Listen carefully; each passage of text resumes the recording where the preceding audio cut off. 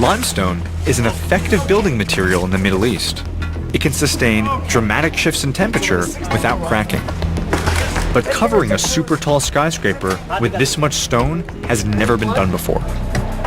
Okay, so the first thing you notice is that this is not some thin, cheap stone veneer. This is some heavy, thick cut stone. When it first gets here, as you can see, there are 4 holes pre-drilled in place. Our next step is to install the clamps so we can hang this stone on the outside of the building. Ready? 1, 2, okay, we're not gonna count.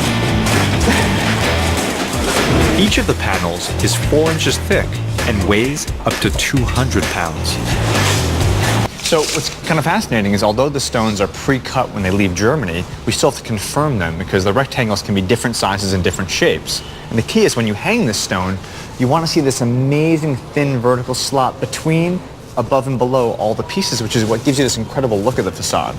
The next step is to install this fischer bolt right here, and basically we just stick it right into the hole.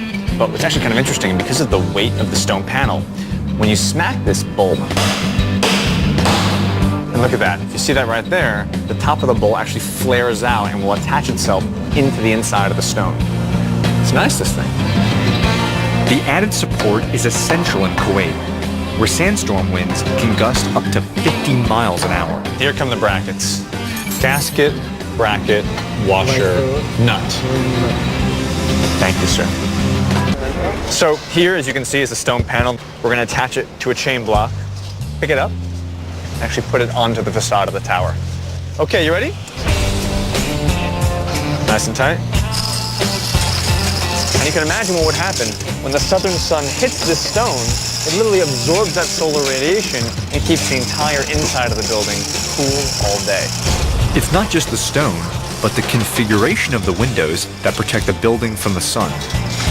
Their staggered pattern and angle design block direct light and reduce the exposure of the sun. Okay, start coming down. While the frame on which you're hanging the stone panels, it's important to keep the stones vertical, but also horizontally lined up as well. Yeah, for the vertical gaps, it should maintain all together coming in the same line, 10 milli. 10 millimeter gap between every panel, running all along the south facade, all the way up the building. Correct.